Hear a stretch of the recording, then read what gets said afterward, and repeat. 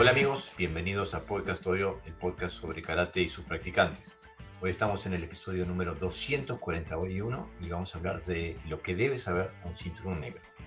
Para ayudarme en la tarea, como siempre, tengo a José Navarro Sensei. Bienvenido, Sensei. Hola Jorge, ¿qué tal? Aquí de nuevo.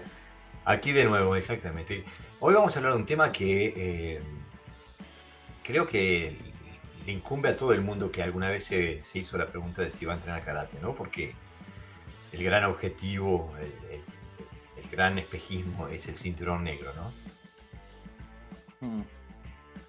Incluso para nosotros, cuando antes de empezar a hacer karate, uno antes de conocer el karate veía el cinturón negro como digo, lo más alto que se podía llegar.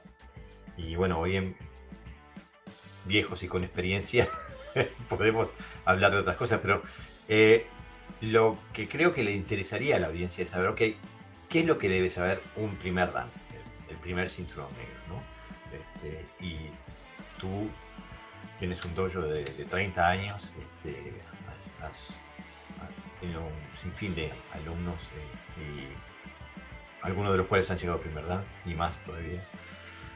Mi dojo cumple 25 años este mes, así que bueno, también hemos tenido varios exámenes de primero, incluso hemos tenido exámenes juntos, así que sabemos más o menos de lo que hablamos, ¿no, Sensei? Creo que... Claro, yo Dale, primero he dale. conocido compañeros que han llegado a cinto, primero he conocido a compañeros que han llegado a cinto negro y luego ha sido alumnos, ¿no? A los que han Mm, llegado a cinto negro. Entonces, bueno, conocemos las dos fases, el cinto negro desde la perspectiva de alumno y el cinto negro desde la perspectiva de sensei, ¿no?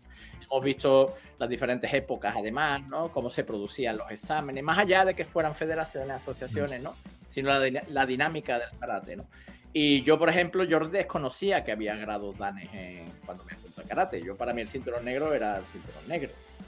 Lo Y máximo. entonces, claro, era como lo máximo a aspirar. Es decir, para mí el cinturón negro era una persona con unas habilidades que había desarrollado por encima de la media, o sea, a nivel deportivo y a nivel marcial, ¿no?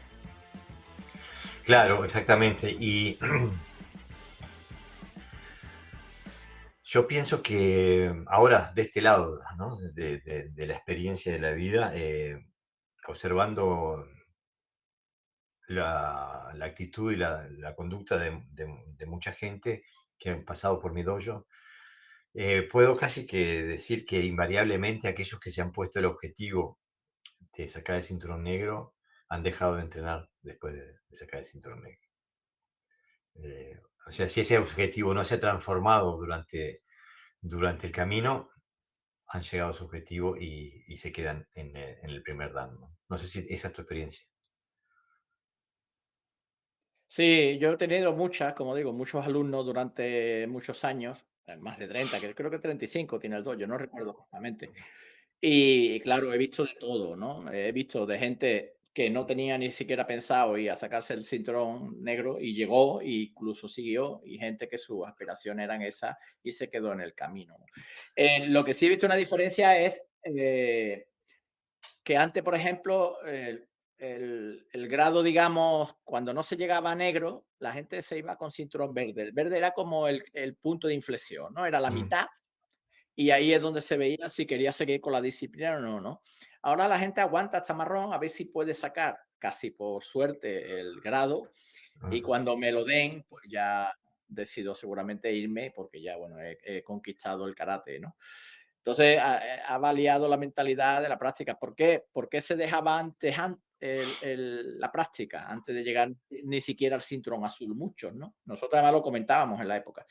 Era por la dureza del entrenamiento, por Ujú. la rigidez en el sentido positivo, no dureza de maltrato, sino de entrenamientos que tenías que entrenar para ser cinturón negro, porque todos los que tenías enfrente eran muy buenos.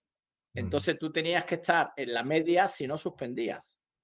Claro. Ahora la media, desgraciadamente, como ha bajado y ha bajado, eso es así, o tienen otro tipo de carácter donde las exigencias son diferentes, pues claro, digamos que bueno, que puede sacar cinturón grado no siendo una persona con grandes habilidades, ¿no?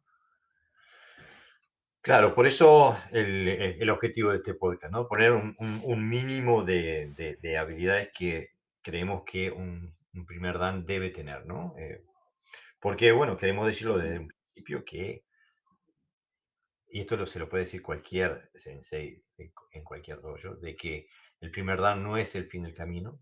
Eh, es que incluso he escuchado una buena descripción decirle de que si el camino del karate es una escalera que tenés que subir, el primer dan lo que hizo fue encontrar la escalera, ¿no? O sea, fue el camino hasta encontrar la escalera.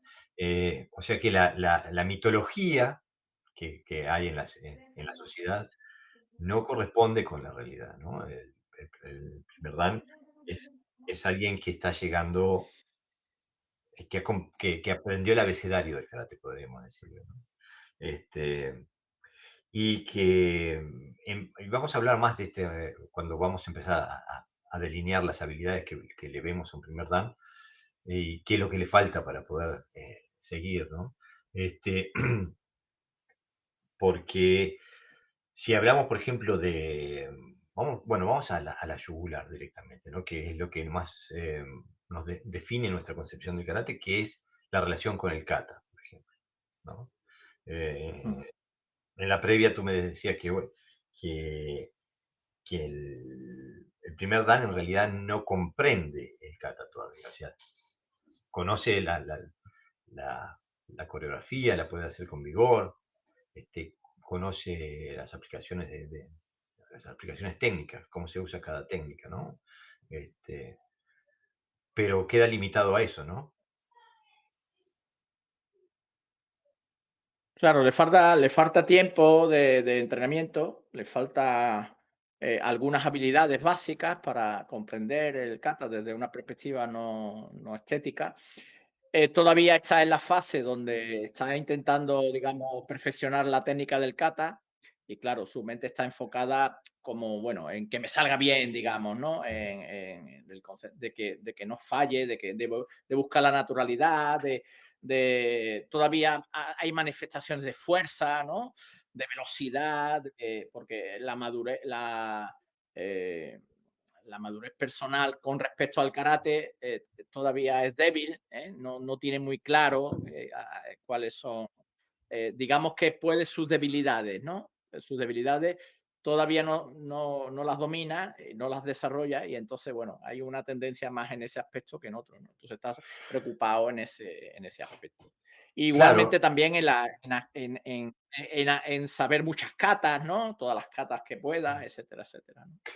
es ese enfoque técnico, coreográfico, realmente lo que dices ahí apunta también digo, si hay un grado que es profundamente dependiente de un sensei, es el primer dan. Porque un cinturón blanco, un cinturón verde le puede enseñar las bases. Pero el primer dan se puede perder realmente, perder el rumbo y quedar en ese mundo de la técnica y la fuerza, las posiciones, ese mundo abstracto y desconectado con una habilidad real, ¿no? Porque se basa mucho en cómo se ve y no en los procesos que llevan que están detrás de la técnica y en las situaciones tácticas y en los principios que está explorando el kata, ¿no? Entonces se queda en un mundo de técnicas y un mundo de expresión física, ¿no? De sudar, porque vamos a decir la verdad, es muy normal en el karate también, lo hablábamos en la previa, de que se premia el esfuerzo por el esfuerzo.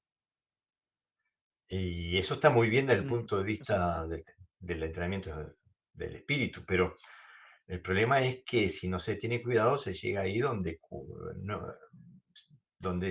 cuanto más esfuerzo hagas, más premiado.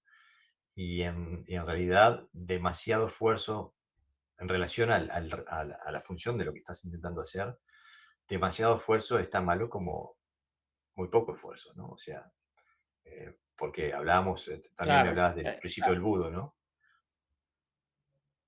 mm. Claro, hay un principio del Budo que ahí se contradice un poco, ¿no? Quizás lo que uno piensa que es el karate con los que muchos maestros promulgan, ¿no? Que es, mientras que uno cree que a mayor esfuerzo, esfuerzo por esfuerzo, uno va a conseguir cosas, los maestros dicen máxima eficacia, mínimo esfuerzo, ¿no? Eso es igual a eficiencia, Claro. El, evidentemente, ¿no? el buen karate es eficiente y Entonces el esfuerzo. eficaz. Claro, lo que pasa es que se interpreta en ese aspecto el esfuerzo no solo como la adquisición de habilidades o cualidades físicas o capacidades, como queramos llamarlo, sino también que eso implica mayor marcialidad, es decir, mayor te esfuerce, más implicación, mucho más budoka eres, ¿no? Es decir, Mm, una persona que muestra poco esfuerzo externo, que está más relajado, más tranquilo, da la sensación como de una persona fría y poco implicada, ¿no? Y entonces, bueno, el karate viene de Marte, ¿no? De la marcialidad, tiene que demostrar la fuerza, todo tu potencial, ¿no? De poner caras, de poner gestos, ¿no? Etcétera, etcétera. Bueno, eso es lo que se premia, ¿no? Digo, y eso Mm. se ve, por ejemplo, en las competencias de kata, ¿no? Pero en realidad el karate no tiene que hacer, demostrar nada, lo único que tiene que hacer es funcionar, ¿no? Y eso creo que es un gran Claro, problema. a mí me, Dale, dale. sí, es que se me corta, Jorge, de vez en cuando. Hoy Mm, está la wifi regulín. No, a mí me pasó un examen, ¿no? En un examen para tercer dan, donde yo estaba peleando en la parte, digamos, de combate, y yo estaba muy tranquilo, muy relajado, moviéndome, no sé qué, no sé cuánto, y dominando, ¿eh? En este caso, a la que tenía enfrente, que era una compañera. Eh, en una de las veces, uno de los jueces es de aquí de Sevilla y entonces, bueno, lo conocía, ¿no? Había practicado muchas veces sudo yo. Y me hizo el gesto de más fuerte, ¿no? Más que se te vea, ¿no? La intensidad, mm, ¿no? Como de tenía que ir aquí hay fuerte, o sea, hacer una sobreactuación, ¿no? mm, Y, exactamente. y a mí o sea, yo dije, bueno, si una persona que me examina no es capaz de ver cómo yo domino sin tener que hacer, o sea, si soy más eficiente que la persona que tengo enfrente, todo lo demás sobra. Es decir, y me suspendieron precisamente por defectos, según ellos, de marcialidad. Curioso, ¿no? Claro, premian el teatro, la teatralidad más que nada. Bueno, vamos a hablar en concreto. A Sí, yo nivel, además un poco, sí, no dale, digo, yo dale. además un poco rebelde, pues me negué, pues yo además un poco rebelde como siempre, me negué a interpretar y bueno, me suspendieron, no pasó nada. Simplemente no Bueno, firmé y ya está. hoy estamos tenemos un poquito de distancia en el tiempo cuando hablamos. Por eso a veces Pepe Sensei hace una pausa un poquito larga después de yo hablar y a veces nos interrumpimos. Así que le pedimos a la audiencia que tengan paciencia con Paciencia. nosotros. Bueno, vamos a hablar concretamente a nivel técnico. ¿Qué es lo que esperamos nosotros de un primer dan, ¿no? Este, Digo, a mí me parece que un primer dan tiene que tener una habilidad técnica fundamental. O sea, tiene que poder hacer los fundamentos técnicos, tener la capacidad motriz y la habilidad de poder, o sea, hacer las técnicas, cada técnica por separado. O sea, no eh, tener claramente cómo se hace una técnica, todas las técnicas que estén en el programa, ¿no? No sé cómo hacen en tu dojo, Pepe. Yo a los míos les exijo que cuando van, bueno, a todos, no importa al grado que vayan, siempre les exijo que hagan todo lo anterior. O sea que para hacer el primer dan tienen que hacer todo el programa hasta primero, para hacer el segundo tienen que hacer todo el programa hasta segundo, ¿no? O sea, tienen que repetir desde cinturón blanco hasta el nivel que van a examinar. Me parece que vos hacés algo más o menos parecido. Sí, sí, vamos, yo concretamente, como en Shitoryu, sabes que hay tantas catas, es Mm, difícil, ¿no? Programar, hacer un examen serio sin que sea muy recurrente.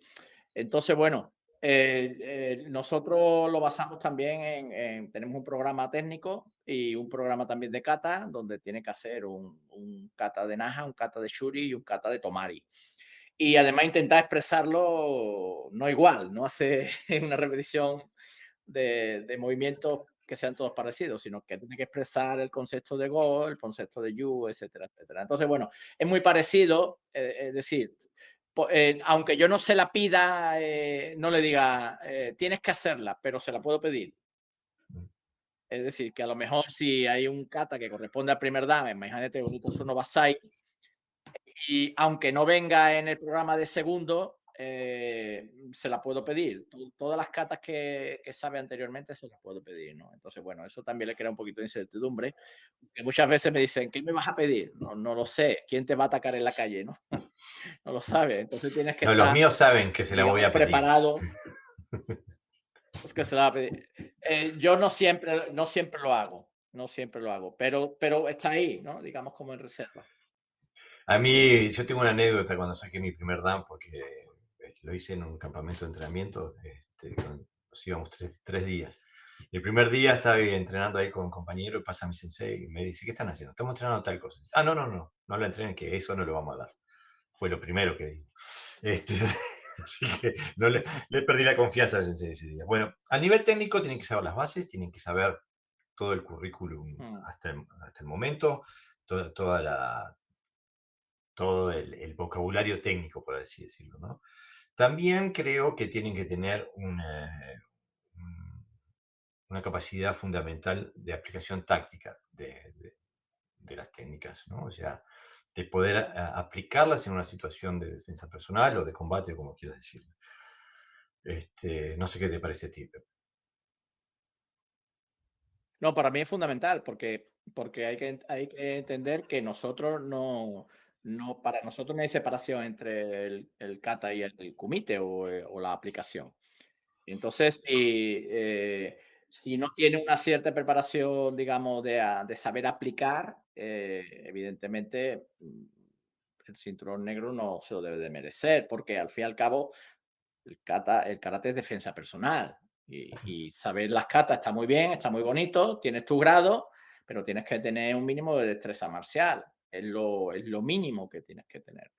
Y dentro del nivel que tiene, de la experiencia que ha adquirido, que lleva, pero él tiene que saberlo y tiene que saber resolver determinadas situaciones. Claro.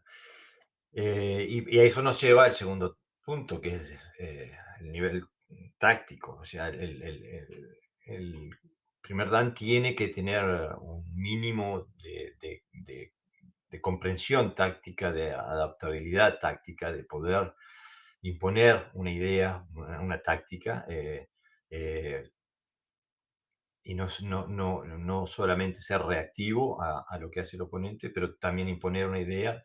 Tiene que también que poder adaptarse a la adversidad o los cambios tácticos que imponga el oponente. O sea que un primer dan tiene que poder ser más o menos ducho en poder tener las bases de la defensa personal, ¿no? ¿Qué te parece, Pepe? Mm. Sí, no, obviamente. Puede haber ejercicios preestablecidos, a lo mejor donde tú le marcas la táctica y la ¿Mm? estrategia a hacer, y después dejarle un poco también de improvisación, es decirle, bueno, este es el ejercicio, ¿y tú qué harías, no? Ante esta situación. Entonces, sobre esa situación tienes que resolverlo. Es decir, él tiene que aprender a personalizar y porque eso, la personalización también con eso ganas confianza, que tú ves que también lo que estás haciendo tiene luego una repercusión útil en lo que haces, ¿no? Entonces, bueno, se puede trabajar desde, digamos, desde un mínimo, el maestro le enseña un poco de táctica y de estrategia, esta es la táctica y la estrategia, igual que en el kata, más o menos están definidas, y a partir de ahí, él tiene que ser capaz de, bueno, de crear nuevas respuestas. Claro, y esto hay que tener en cuenta que ahora estamos hablando en términos generales y cada karateca tiene sus particularidades, ¿no? Y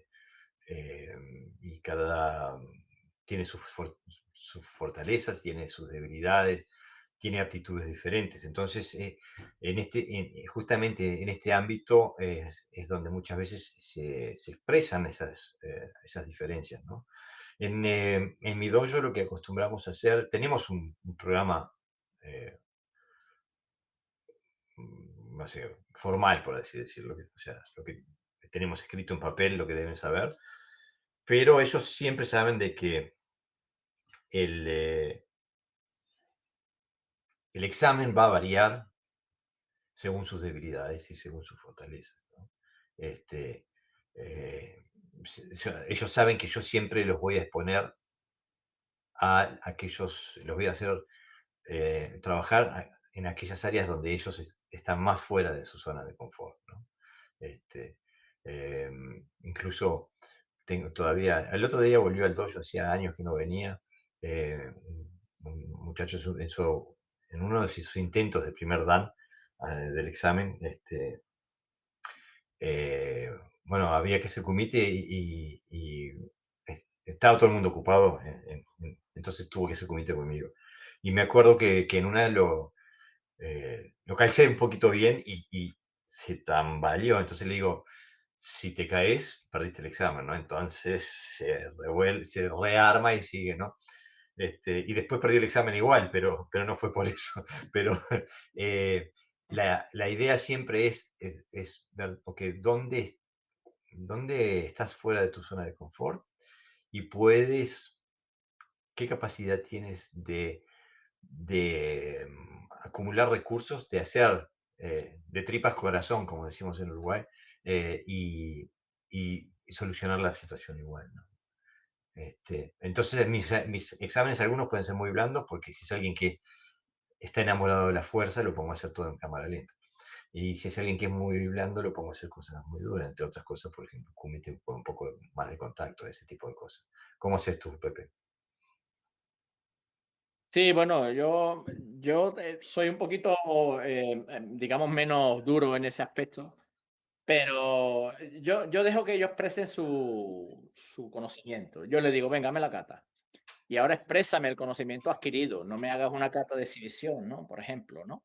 En un examen último que hice, le dije al alumno: "Pero me estás haciendo una exhibición de karate, no me estás mostrando tu conocimiento. Estás pegándole al otro de forma indiscriminada que te ofrece tu cuerpo, ¿no? Ujú. Cuando lo haces lento y yo te voy a ver igual, porque yo lo que quiero ver es si lo has controlado, si lo desequilibras antes de golpearle, cuando lo tiras, si tienes dominio de la distancia, etcétera, etcétera, ¿no? Entonces, digamos que le pido una tesina práctica. Sería como una Claro. tesina práctica, ¿no? Es decir, preséntame lo que conoces y ahí evidentemente va incluido, por ejemplo, ahí apareció su debilidad, ¿no? De forma indirecta, digamos, no, no tan Ujú. directa como tú.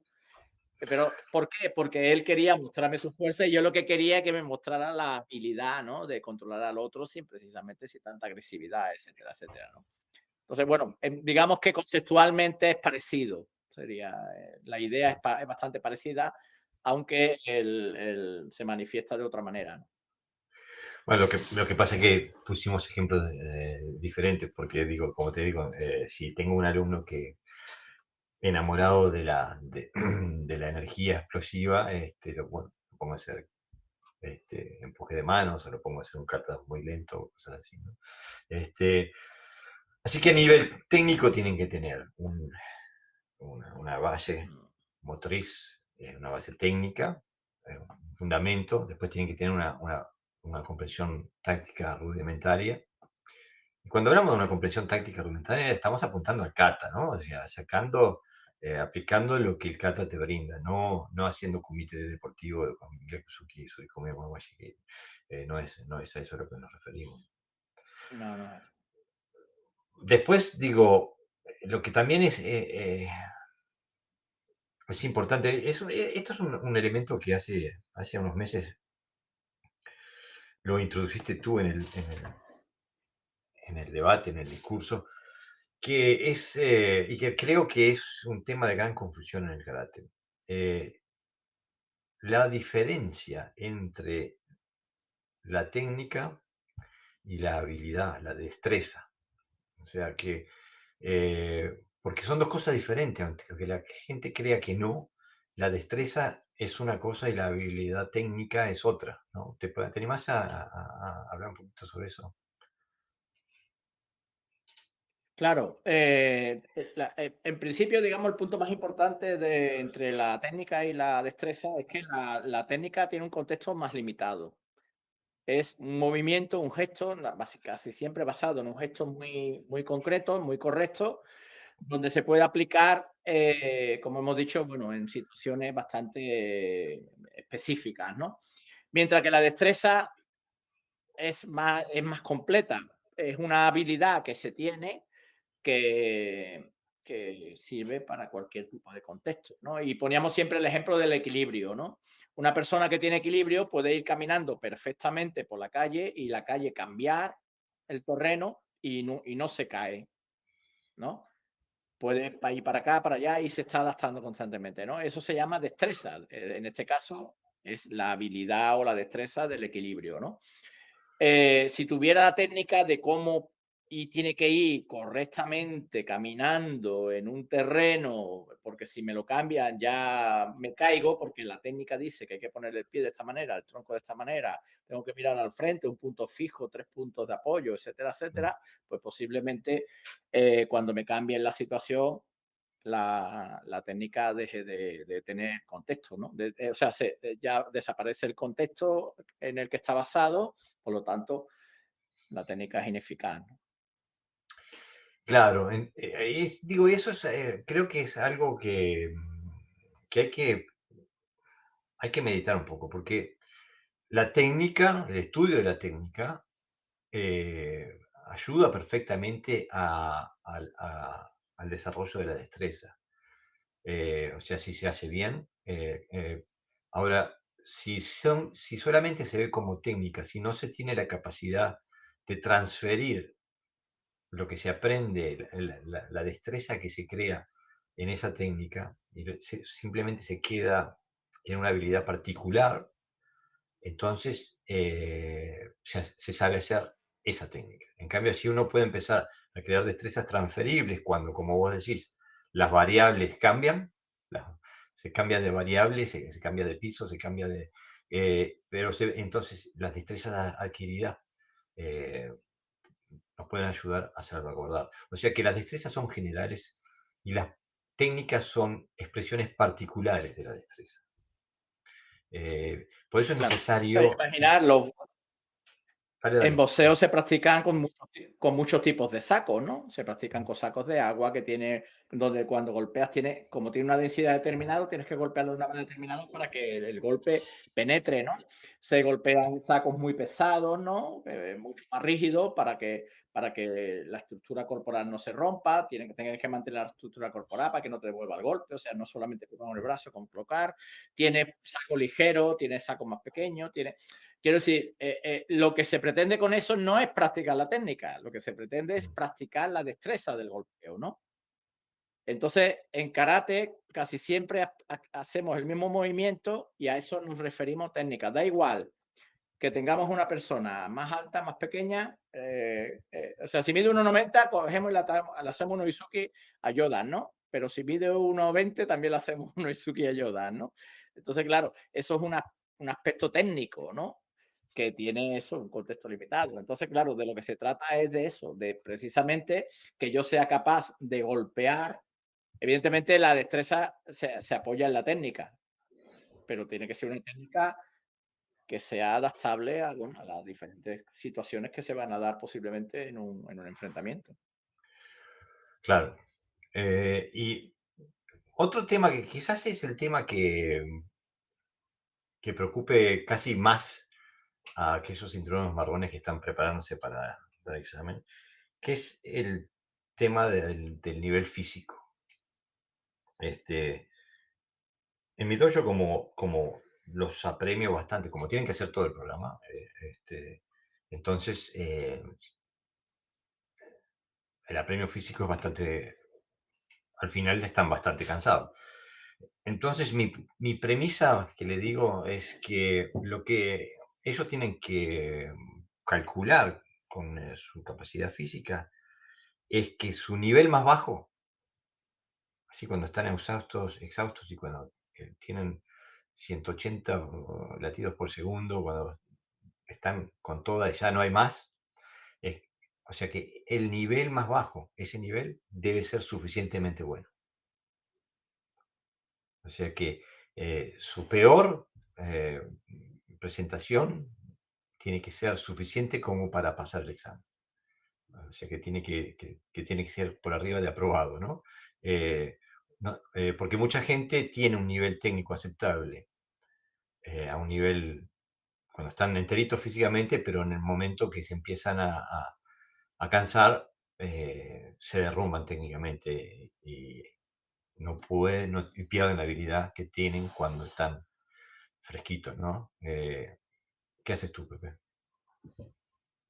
Sí, no, la parte física para mí es muy importante. Hay que entender también, bueno, que el dojo es un espacio limitado, ¿no? Y tenemos unas clases limitadas, entonces no podemos practicar con la intensidad que a lo mejor queremos a nivel físico, porque si no se nos puede ir el tiempo en la parte física y no en la parte técnica. Pero bueno, va para cinturón negro, es la responsabilidad del alumno también, eh, eh, digamos, prepararse, ¿no?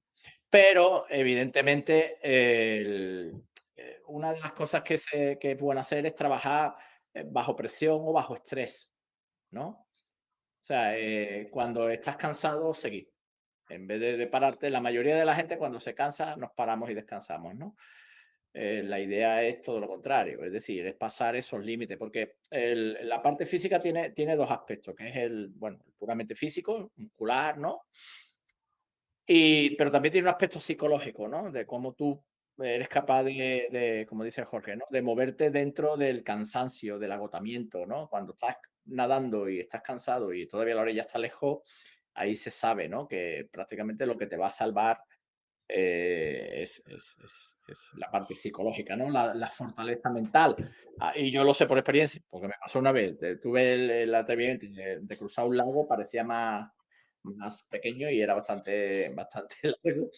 Y mi cuerpo, bueno, empezó a fallar, pero mi mente seguía intacta, ¿no? Y entonces, esa parte también es trabajable. Entonces, la parte física, no como una preparación física deportiva, sino como una preparación física también psicológica, ¿no?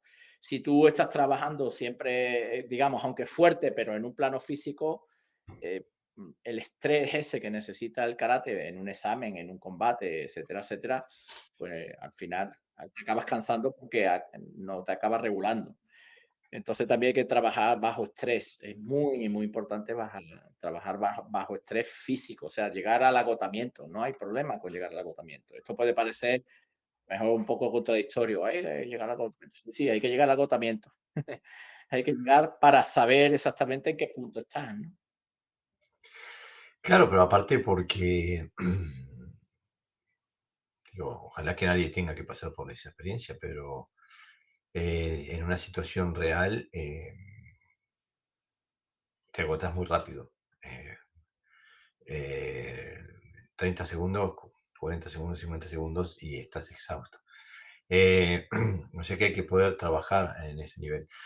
En el boxeo, yo siempre fui fanático del boxeo, especialmente de aquella época dorada con Thomas Hearns y Mano de Piedra Durán y Marvin Hagler. Entonces veía mucho boxeo en aquellos tiempos y siempre en Estados Unidos el boxeo norteamericano hablan de el segundo viento, ¿no? Second wind, le dicen. Eh, Segundo aliento, sí. sí, que es un proceso de que un boxeador lo ves que está cansado y de repente como que agarra una nueva energía, ¿no? Y eso es un tema que a mí Les pasa a los corredores también les pasa, a los corredores de fondo. ¿sí? A mí me pasa también, yo le llamo el motor del karate.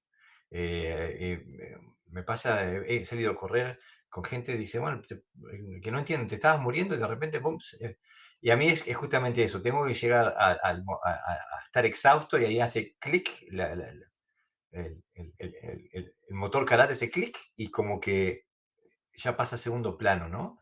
Pero es algo de haberlo hecho un montón de veces, ¿no? De haber trabajado ahí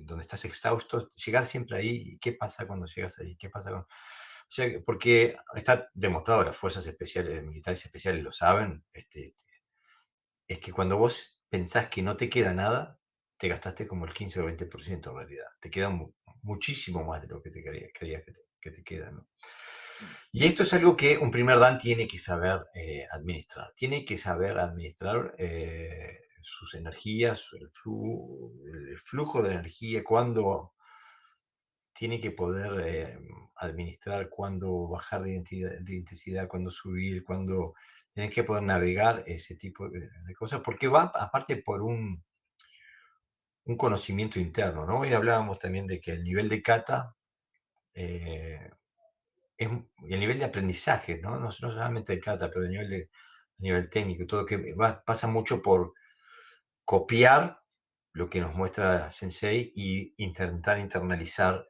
lo que vemos, ¿no? Después con el tiempo ese proceso cambia y es otro, ¿no? Eh, y o sea que el primer Dan está trabajando mucho con sus procesos internos. Y el encontrar el segundo viento es también una parte de conocer sus mecanismos internos y de qué botones apretar a nivel interno, ¿no, Pepe? Claro, tiene que practicar, daros cuenta que el primer dan no es digamos, es la meta, es simplemente un punto a donde llegar, ¿no? Entonces, si nosotros decimos, bueno, trabajamos con las exigencias al mínimo y llego a primer dan, al final no tiene mucho sentido, ¿no? El cinturón, ¿no? El mito del cinturón, como solemos decir, Mm. ¿no? Entonces, para adquirir destrezas y habilidades y pasar de la eficacia, que luego no sé si lo podemos hablar ya o esperamos un Sí, poquito, sí, seguí, a seguí, la seguí. eficiencia o a la eficiencia necesito pasar por ese proceso. Es decir, yo tengo que comprender a través de mi experiencia qué sobra de mí o qué me falta. Y muchas veces lo que me falta no aparece porque tengo demasiado que me sobra, ¿no? No aparece la naturalidad. A base imagínate, tú le pegas al saco, pum, pum, pum, pum, 3 minutos, descansas un minuto, le vuelves a pegar, un minuto, descansas. Y haces 4 o 5 rounds en un saco y el quinto estás muerto, pero la calidad técnica es superior, Claro, porque curiosamente, ¿no? vas Porque manteniendo, sí, le empiezas a estás enseñando al quitar cuerpo toda. a mantenerse, sacas todo lo superfluo, todo lo que te quita energía, lo dejas de hacer Claro. para poder mantener un mínimo técnico, ¿no? Y esa experiencia es la que te queda para el próximo entrenamiento. Mm. Con lo cual ya empiezas desde ese punto. No empiezas otra vez desde el punto cero, pero si nunca sobrepasas, siempre estás en el punto del esfuerzo, del esfuerzo, del esfuerzo, del esfuerzo por el esfuerzo, ¿no? Es decir, de entregarlo todo y recibir poco, ¿no? Claro, justamente. Y bueno, pero eso es un elemento que viene también de la práctica al aire, ¿no? El hecho Mm. el sobreesfuerzo ocurre nada más cuando se practica al aire, porque cuando en el momento que empezás a pegarle a algo te das cuenta inmediatamente de que el sobreesfuerzo lo que hace es que el impacto sea menor. O sea, estás pegando peor que si estás de forma relajada. Eh, creo que también el primer dan, porque hoy decías, ¿de quién es la responsabilidad del entrenamiento? Eh, el primer dan sabe de que su formación es en el dojo, pero su estudio es fuera del dojo. O sea que sabe que hay aspectos del entrenamiento que, bueno, estamos hablando de nuestra visión del primer dan.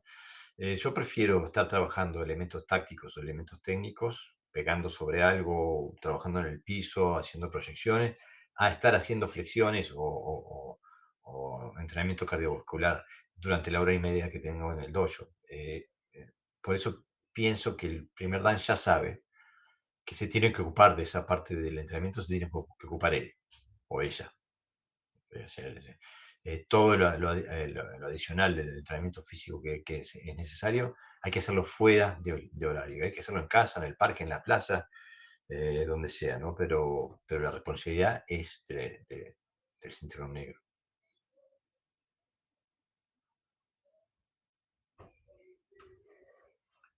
Bueno, te caíste, Pepe. Este, Después otra, Sí, a lo, sí, yo te estaba como, escuchando perfectamente, pero ah, no, te decía que hay gente que dice, que te pregunta a lo mejor: "Hoy vamos a hacer", no, hace tiempo que no hacemos abdominales, por ejemplo, ¿no? Bueno, pues es tu obligación hacerlo en casa, ¿no? O irte al gimnasio. Todavía hay gente incluso que te dice: "Oye, hace varios días que no hacemos Basaida por ejemplo, por poner un kata", ¿no? ¿Cómo? ¿No haces Basaida tú en tu casa? Hombre, es que es tu grado, es tu práctica, ¿no? Es decir, es como si decir, uno va al colegio y dice: "Es que hace tiempo que no leemos, maestra", ¿no? Es que tu obligación es leer en casa. Quiero decir, no soy niño, no soy niños pequeños, ¿no? Otra cosa son los infantiles, pero bueno, ya sabemos que los infantiles de una vez que llegan a cinto negro ya no son tan infantiles. Entonces, claro, hay una parte que tiene que ver con la responsabilidad de la enseñanza es del maestro, eso es ineludible, pero la responsabilidad del aprendizaje es del alumno. O sea, lo que no puede hacer el maestro es programarle encima lo que tiene que practicar fuera del dojo, ¿no? O dentro o en su vida personal, ¿no? Después le puede aconsejar, oye, mira, intenta hacer un poquito más de pesa porque te veo los músculos un poquito blandos, etcétera, etcétera. Pero si después no va, es como si nada, ¿no? Entonces hay gente que se atreve incluso a decírtelo, ¿no? Oye, no hacemos maiguería hace tiempo. ¿Cómo? Tenés que hacerlo todos los días en tu casa. Si es lo que tú crees que claro. es importante, si por eso lo has preguntado. Si tú consideras que el maiguería es importante, ¿por qué esperas a venir al dojo de vez en cuando para hacerlo, no? O porque esperas que el sensei te diga que lo hagas. Eh, y pienso Claro. que ahí estás apuntando a una cosa que creo que en el mundo ideal debería ser así, pero en la realidad muy pocas veces es así, más en el mundo de hoy. Y es que el primer dan ya se tendría que definir como karateka. O sea, ¿a qué me refiero? Es que tendría que ser un factor de identidad para esa persona el que él es karateka. Lamentablemente, no siempre es así.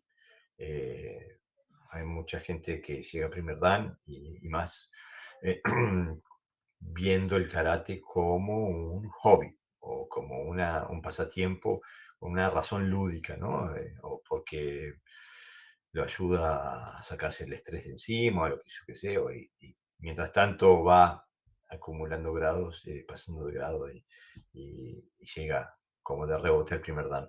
Eh, pero yo pienso que un primer dan, un cinturón negro, debería definirse como karateka, ¿no? No sé, ¿qué pensás tú, Pepe? Hombre, evidentemente. Es que es la clave. O sea, el cinturón negro bueno, eh, son muchos años de entrenamiento. Si no has todavía, para mí es una falta de comprensión de lo que hace, ¿no?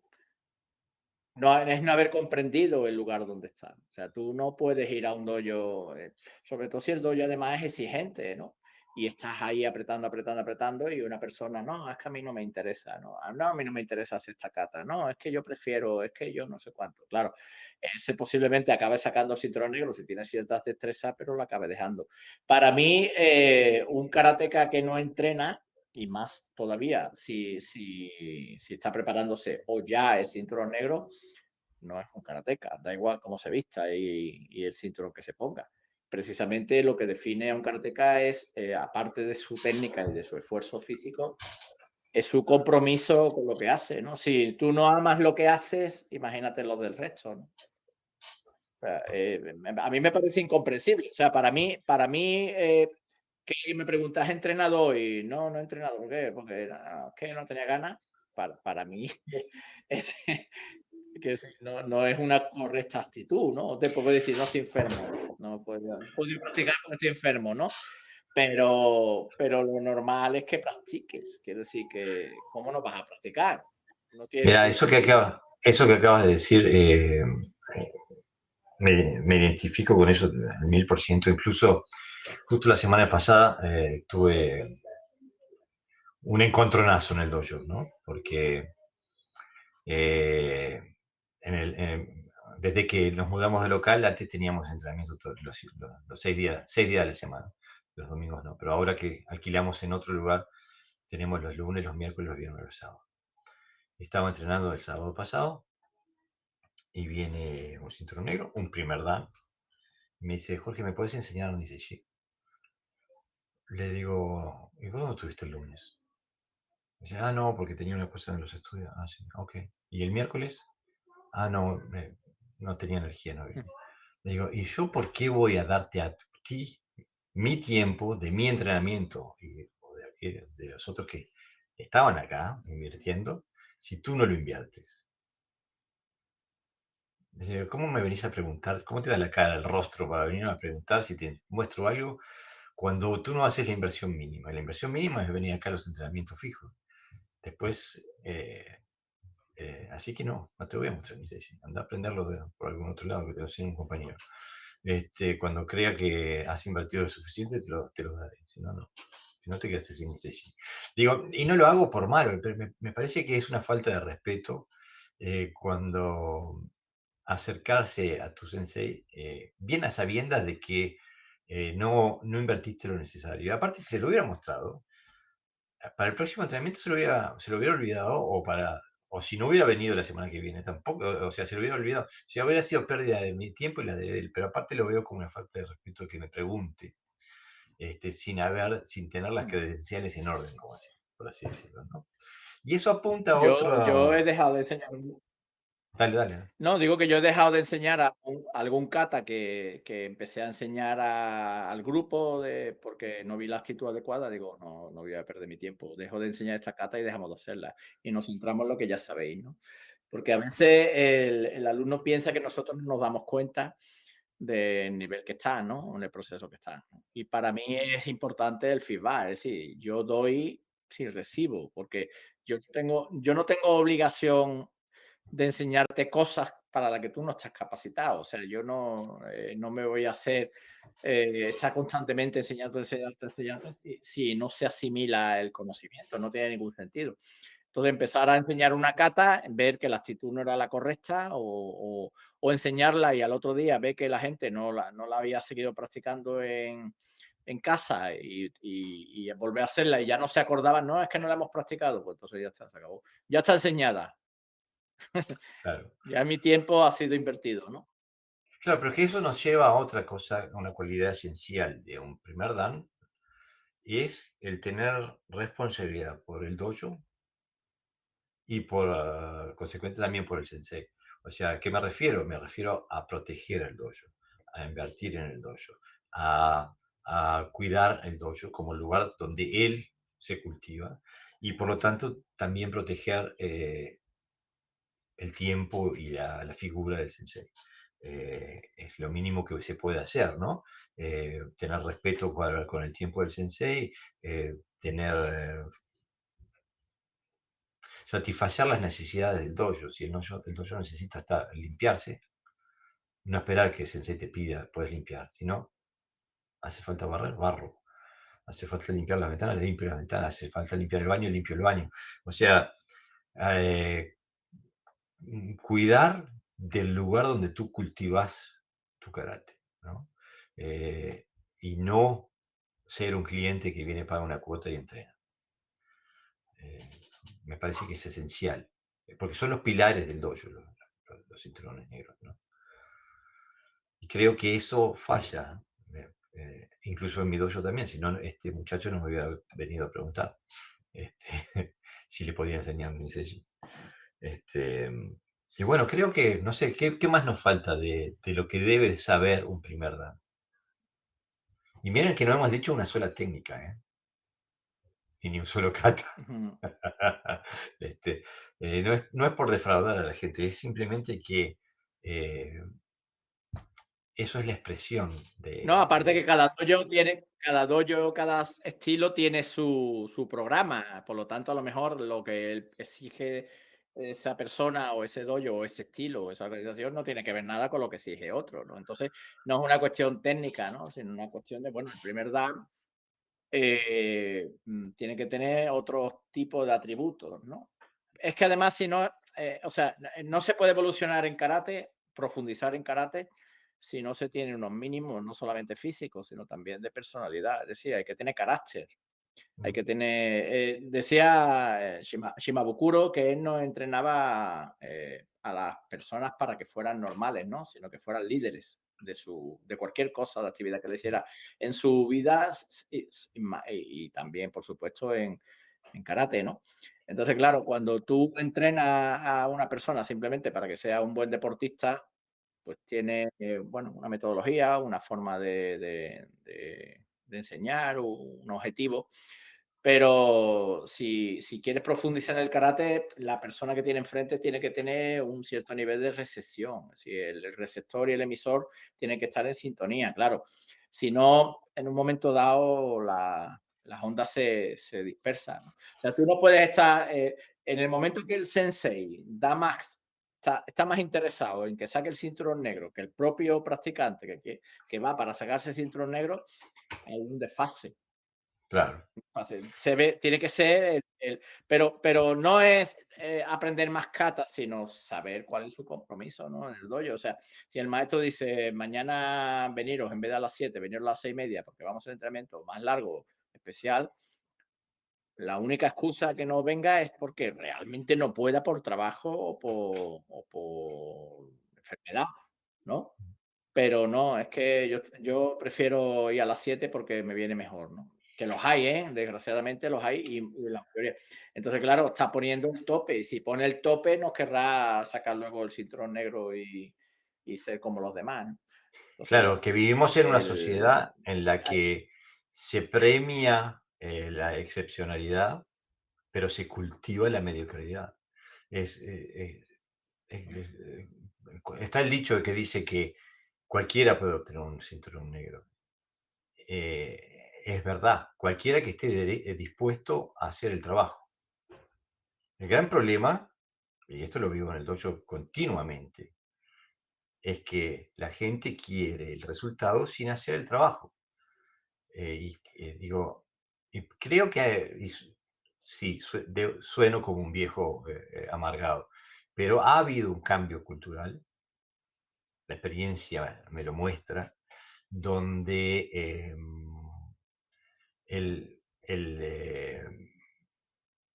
la implicación personal ocurre siempre y cuando la recompensa sea inmediata. No hay implicación personal si no hay recompensa.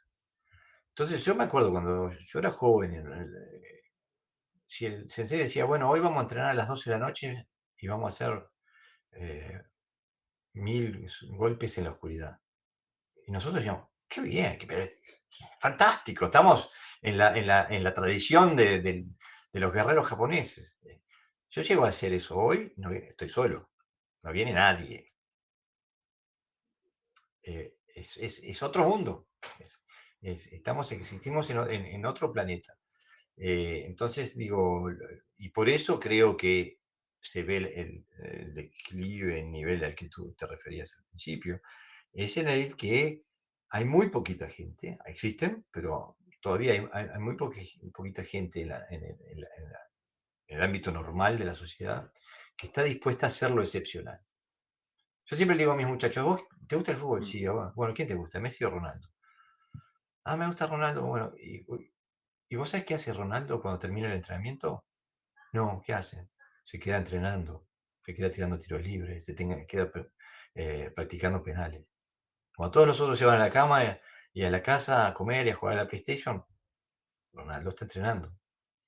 Entonces, si vos querés ser Ronaldo, tenés que hacer lo que hace Ronaldo, no podés hacerlo a medias. Pero creo que aquel mm, que... y no es para golpearme el pecho ni nada, pero como te digo, ahora este mes mi dojo cumple 25 años. Y bueno, le escribo una carta a los miembros, ¿no? Y en la carta le escribo diciendo, es como que alguien me tocara el hombro y me dijera, ¡hey! Se terminó el tiempo. Digo, que no me di cuenta, se me pasaron 25 años así. Digo, porque estoy tan concentrado en tragarme el camino, en profundizar, en aprender, en seguir cultivando, que no levanté la cabeza. Digo, ahora me golpearon el hombro y levanté la cabeza y me han pasado 25 años, no me he dado cuenta. Este, y creo que hay que ser sincero. O aquel que aspire a tener cinturón negro, a sacarse el primer dan, tiene que ser sincero consigo mismo. ¿Qué es lo que quiere? ¿Quiere un símbolo de estatus? claro, ¿Quiere un nivel físico X? ¿O está buscando algo que perseguir un camino que lo define como persona. Entonces, si estás buscando perseguir un camino que te define como persona, 1 hora y media, 2 veces por semana, no. Algo que te define como persona son todas las horas Nosotros nos del día. sentíamos Dale, claro, Pepe. nosotros nos sentíamos privilegiados, ¿no? Cuando el mae cua nosotros nos sentíamos unos privilegiados cuando el maestro nos decía: "Oye, veniros conmigo a entrenar mañana a las 7 de la Mm, mañana". Oh, ya para nosotros éramos como que nos tienen en cuenta, ¿no? Y así nos claro, llevamos durante años, ¿no? Y había gente que quería también participar de eso y, bueno, y se esforzaba para ganarse esa deferencia por parte del maestro, ¿no? De parte de sensei. Y claro, con los tiempos se veía la diferencia entre los claro. que estábamos a todas y los que iban de vez en cuando. Después decía, uy, qué buenos son esta gente. Bueno, claro, si es que veníamos otro día a entrenar, si es que mientras tú duermes, nosotros estábamos practicando a las 7 de la mañana, lloviera, nevara, hiciera lo que hiciera, ¿no? Y a veces incluso hacía cangueico por la noche, 12 de la noche hasta las 8 de la mañana, y para nosotros era un placer que nos tomaran en cuenta, ¿no? Era Ahora una le dices a aventura. un alumno, oye, mañana voy a ir a, claro, mañana voy a ir a practicar, voy a practicar a las 5 a las 5 estar en el dojo, a las 4 de la tarde, ¿no? Porque yo a veces me voy a las 4 de la tarde antes que vengan los niños. Mm. Que quiera venir, que venga, y aparece por ahí el vientecito del desierto. No viene absolutamente nadie y aparece. Claro. No solo es que no aparezcan a las 5 de la tarde, es que muchos vienen a las 8:10, por ejemplo, ¿no? Siendo la Mm. clase a las 8, ¿no? A mí me Entonces, saca de claro, quicio eso.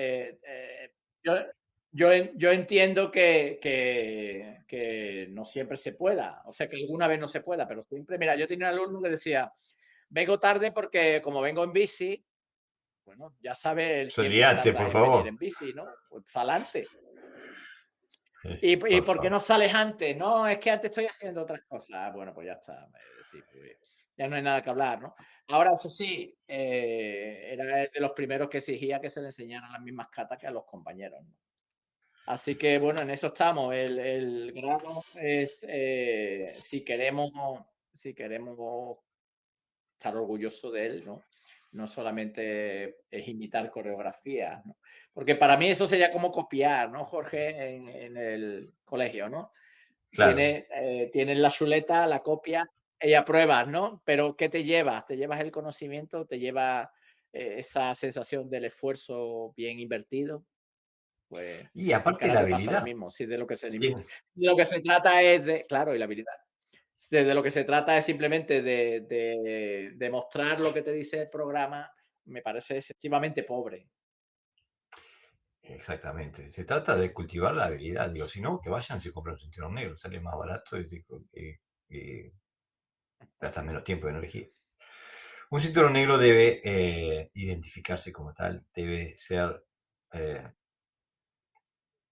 algo que forma parte de su identidad.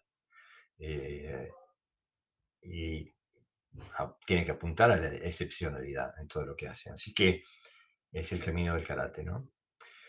Bueno, espero que no Mm. hayamos sido demasiado largos ni demasiado, que no hayamos sido explícitos. Creo que hemos intentado ser lo más, eh, eh, hablar de forma clara, decir de forma clara aquello que nos parece que es importante en un primer dan. Y bueno, ahí empieza el camino, ¿no, Pepe? Ahí empieza. Yo siempre les digo a mis alumnos que sacan primer dan, no has obtenido absolutamente nada. Me dicen, ¿cómo? Nada. Un pedacito de tela, toma. Bueno, con eso llegamos a la horita y terminamos por hoy.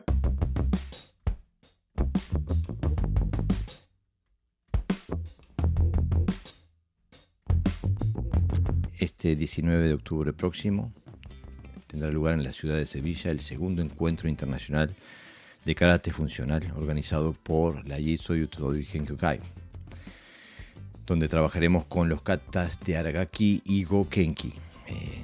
Trabajaremos con Bunkai intentando descifrar a esos katas y intentando llegar al antiguo Todejutsu.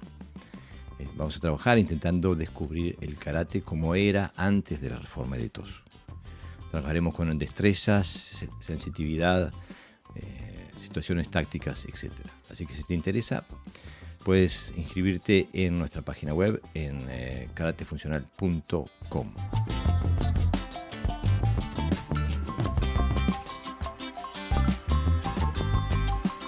Esto ha sido todo por hoy. Espero que te haya gustado nuestro contenido. Te recuerdo que nos puedes seguir por nuestras plataformas de podcast como iVoox, Spotify, Apple Podcasts, Google Podcasts, etc. También puedes seguirnos por nuestra página web, que es karatefuncional.com, donde también puedes encontrar diverso material técnico y conceptual sobre el karate funcional. Si te interesa colaborar con nosotros, puedes encontrar el enlace en el código QR en la gráfica de cada programación, donde puedes aportar lo que te parezca. Desde ya te damos las gracias y hasta la próxima.